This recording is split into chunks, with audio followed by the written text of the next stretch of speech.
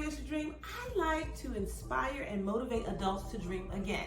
Because as we go through life and take on our different roles and responsibilities, we tend to put our dreams on the back burner. And my goal here at Dawn Dares to Dream is to help you pick those dreams back up and to pursue them again. Now, I want you to understand, I started Dawn Dares to Dream because I wanted to relay my message and my heart and my feelings across to whomever would listen. It can be difficult getting your closest family and friends to understand the way that you believe and when you try to express it and share it. So this was like my backdoor way into letting everybody know. Now, I may have lost some viewers as a result of that because they don't agree, and that's fine. I am definitely a proponent of everyone having their own thoughts, their own process, their own mindset that works for them. Your religion works for you, you keep that. No one's telling you to get rid of that. Whatever it is that works for you, continue to use it. I'm just saying that sprinkle some of this other information on it, this personal development information that I'm providing you, and see where your life takes you and how you take off personally. Always remember, we are in control of how we see our environment. I don't care what everyone says it looks like or everyone says it is. We are in control of how we choose to perceive the environment. Hey dreamers, welcome back. And thank you to all the new dreamers who stopped by Dawn Dares to Dream today to see what we're all about.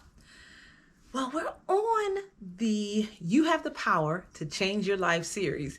And to be honest, no matter how much assistance or support that you have, only you have the power to change your life. And so this whole series is going to be about me and the things that I've gone through and the choices that I've made that have brought me to where I am today in my thriving phase. So I hope you watched the Surviving, Living, Thriving. It's only a 3-part series, 3 videos.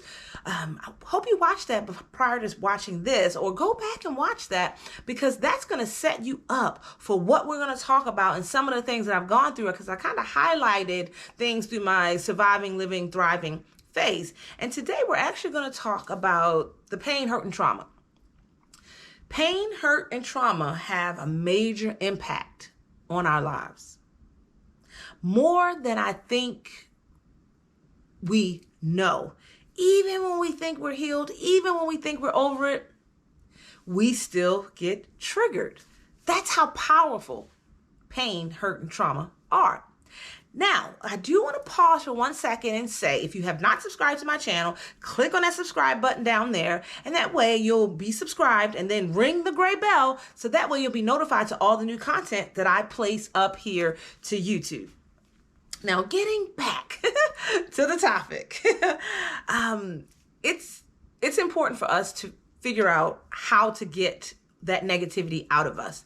I talk a lot about, in all the different series that I have, pain, hurt, and trauma, and how it impacts us, how it's just a big ball of negativity that's living deep down inside of us. And that negativity is preventing us from living the abundant life or attracting the things into our life that we desire. So very, very important to figure out what that pain, hurt, and trauma is, and to release it and to let it go. So I'm going to give you a few examples about some of the pain that I have gone through or trauma that I've experienced in my life. And then we're going to dibble dabble a little bit into, well, what did I do with it, and what choices did I make that allow me to get past it? Now, if you've been to any therapy or any psychology course, you always hear that, when we're in pain and we get hurt, then it can manifest in anger. So I was a very angry individual. So when I was young, my brother basically was my parental substitute.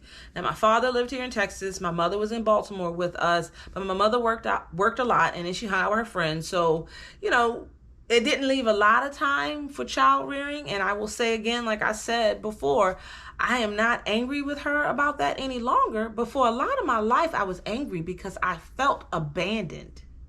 There were lots of times where I was, sometimes with family without her, like her sisters would keep me on occasion. But I never forget, there was this one summer that had a serious impact on me, where I was left with this lady. I don't know how my mother knew the lady. I know that she wasn't my family, and she had some other kids there, but it's like I stayed, I guess it must have been summertime.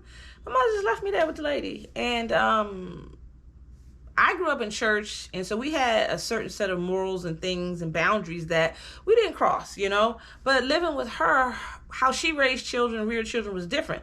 Now, I love this woman a lot because, again, I ate every day with her. Like, she was feeding me, and we had electricity, and she was there, you know, but even though she was there was no real supervision. Like, you know, all the kids, we were drinking. Like, I was drinking beer with the kids. They would steal the beer out the refrigerator or wherever they were getting it from. We would all drink it. And I never forget, my mom came to visit me one day, and she was in the car with some man. I don't know who he was. And they had beer in the console, and I picked it up and I started drinking it. And I recall my mother saying, "Oh, you drink beer now?" And I thought that was crazy. As a child, I'm very intelligent. Was a very intelligent child. I did that intentionally so that she knew that I was drinking at this woman's house. But instead of it being, that's something you shouldn't do, why are you doing that? My mother was like, "Oh, you drink beer now?" Anyway, I love my mother. But it was not an appropriate, I'm giving you that example to let you know it was not an appropriate place for me to ultimately be. But on the flip side, living with my mom, we got evicted a lot. Bills weren't paid. Food wasn't in the refrigerator. I didn't always have a meal every day with her. I enjoyed being with that woman because she was always home. She might have been on social service. I don't know. She was always home, and there was always food, and there was always other kids around. Now, when I realized this, or remembered this, you know, memory of this summer with this lady, it angered me as an adult. Do you understand? Because I believe I was like elementary school age, maybe back then. I don't really remember. It's either elementary or middle school age, but I think I was elementary school age. And I'm randomly left with this person, which appears to be random to me, which may not be random.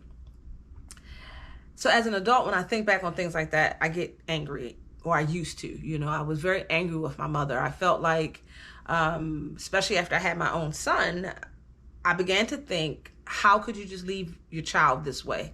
How could you allow this to happen? How could you not be there? It didn't connect with me. How do you do that? And so we didn't have the best relationship for a while, but then, you know what I decided? I was always a child who asked my parents, like, about their upbringing. My dad, my mom, both of them have gone through a lot themselves. You know, my father was very abused by an alcoholic mother and stepfather. He doesn't even know who his real dad is. He's always been treated like a second-class citizen. So that has a major impact on how you feel about yourself when you've not been treated like you're even worthy of anything. Then you have my mother. Her mother, I think, raised her up until like middle school or like early high school age. And then my grandmother had some kind of mental breakdown. Back then they called it a nervous breakdown. And she never fully recovered from that. But she didn't really raise her children. My mother's two younger sisters actually went and lived with my grandfather's sister. She basically raised them. So, and there was their challenges. They had their own challenges in that situation. But what I realized was my mother was never equipped with being a mom. Now, I didn't let her get off just because of that, because if she raised me and I can be, I'm going to say what I think is a better parent to my son anyway, then why couldn't she have done the same?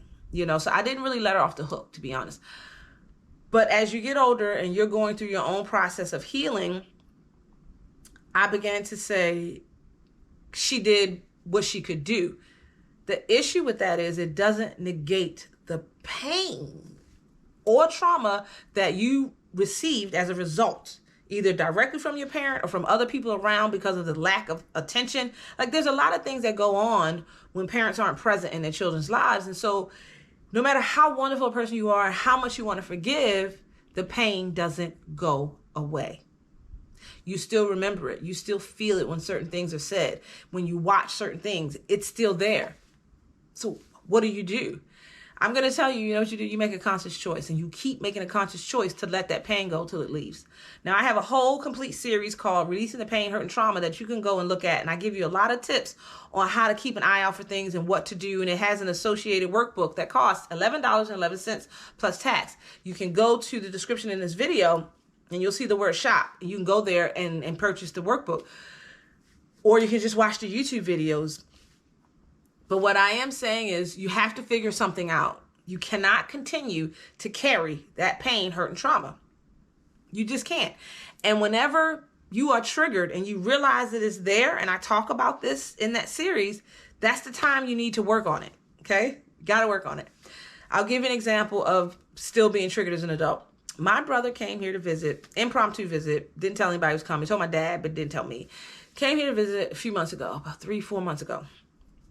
And I was angry with him, and I felt like we didn't have the relationship that I wanted us to have. So I finally waited for a moment. I tried to find a moment, and finally I talked to him about this. And you know what he said to me?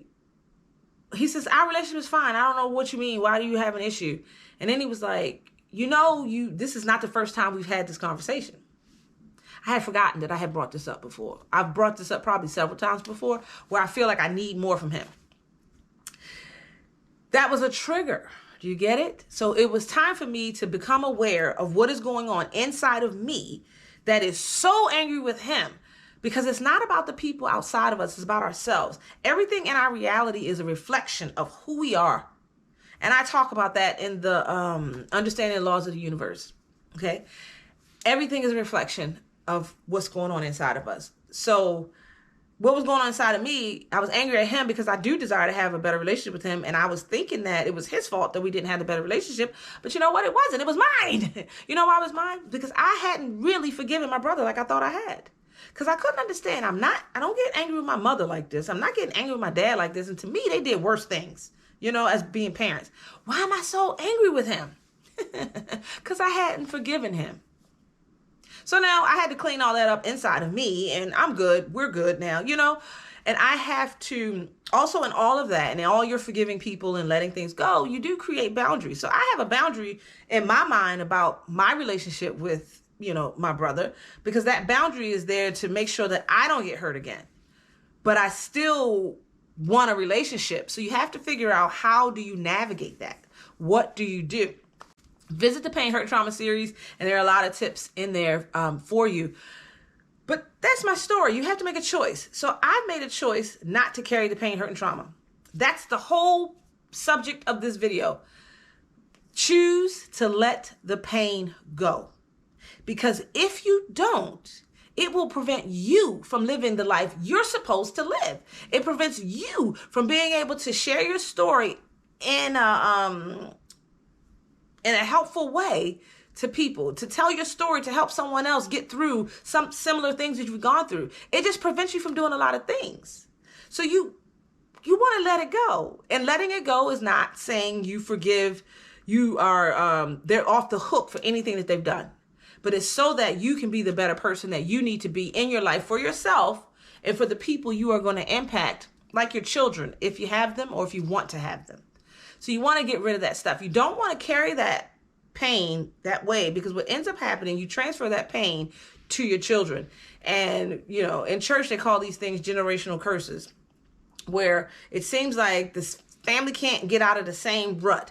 The children are, it's alcoholism. People are getting abused, or people are drug addicts, or, there's a lot of abandonment. You want to stop that. You want to end the cycle, and the cycle ends with you. That way your children are free and they don't have to worry about it. But when you're not free, then it passes to them, and now they have to do the work to get free. So don't you want to lift that burden from your offspring? I did. I wanted to lift that burden, and I wanted my son to know that he can have the best life and live the life, whatever it is that he wants, whatever he chooses to have, he can have. I wanted him to know that he was the best thing walking down that street. Like, don't let nobody tell you you not the schnizzle, I don't even know if that's how you say that, but I wanted him to know these things. Do you know what?